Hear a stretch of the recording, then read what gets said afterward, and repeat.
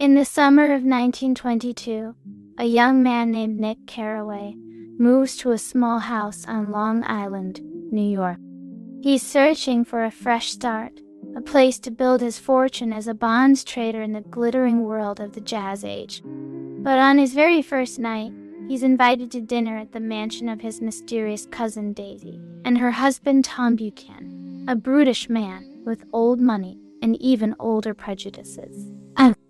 It's during this dinner that Nick hears the first whispers about the man who lives next door. His name is Gatsby, and everyone, it seems, knows his name, but nobody really knows him. Every night, Gatsby's mansion erupts with light and music. Hundreds of people arrive in expensive cars, politicians, movie stars, criminals, and socialites, all drawn to a place of impossible luck. Gatsby himself moves through these crowds like a phantom. He's polite, distant, and always watching. Nick is fascinated. So one night, he attends one of Gatsby's parties. What he finds is a man of around 30 years old, with a mysterious smile and a way of looking at people that suggests he sees something in them they don't see in themselves. Gatsby seems to know everyone, yet he belongs to no one. There's something tragic about him, even in his triumph. Nick and Gatsby become friends, and slowly, Nick begins to understand the truth. Gatsby's entire fortune, his mansion, his parties, all of it exists for a single consuming purpose. 5 years ago, Gatsby loved a woman named Daisy. They were young, and Daisy was beautiful and full of promise. But Gatsby was poor. He had nothing. So he made a choice.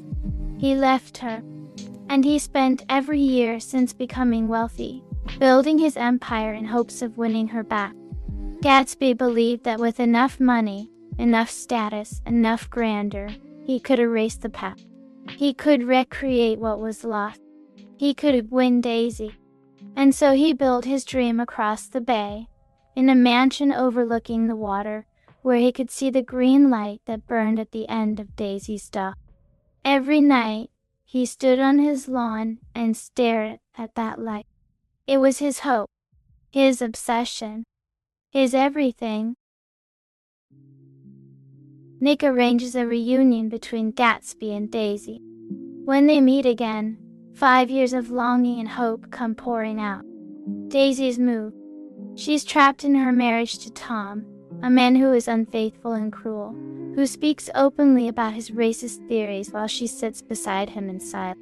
Gatsby offers her something Tom never could: the promise of romantic escape, of starting over, of becoming something more than a wife in a loveless marriage. For a brief moment, it seems possible. Gatsby and Daisy begin an affair, but the dream is already fracturing. Daisy's not the young, unmarked woman Gatsby remembered. She is complicated, weary, and bound by her own compromises. And she's still married to Tom, a man who is growing more suspicious and more dangerous each day. The tension erupts into a confrontation at a hotel. Tom, Gatsby, and Daisy all find themselves in a room together. Tom finally understands what's happening. He attacks Gatsby, mocking him, questioning his past, suggesting that his wealth is built on crime. And then Tom does something far more devastating. He says the one thing that shatters Gatsby's entire dream. He reminds Daisy that Gatsby will never truly be one of them. He will always be an outsider. He will always be the poor boy trying to climb into their world. The illusion crumbles.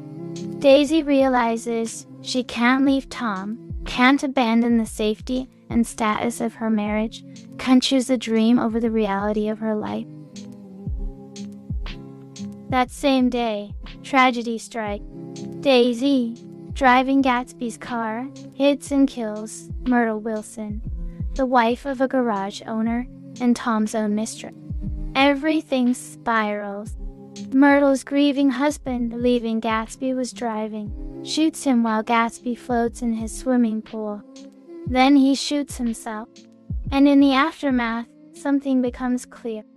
Despite all of Gatsby's wealth, his charm, his grand gestures, almost nobody comes to his funeral. The people who filled his mansion every night vanish. They don't care about his death. They never cared about him. Only Nick and Gatsby's father attend.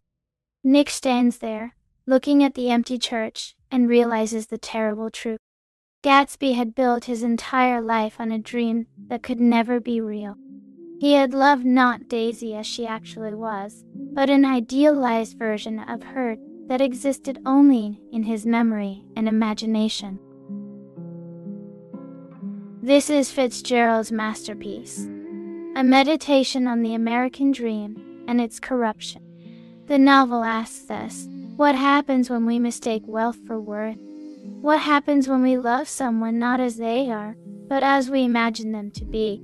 Gatsby's tragedy isn't that he fails, it's that he succeeds. He builds exactly what he dreamed, and it still isn't enough, because the dream was never about Daisy. It was about proving to himself and the world that he belonged, that he mattered. And in the end, he learns that no amount of money, no mansion, no green light can ever grant that. Only love, freely given, can. And that was the one thing Gatsby could never buy.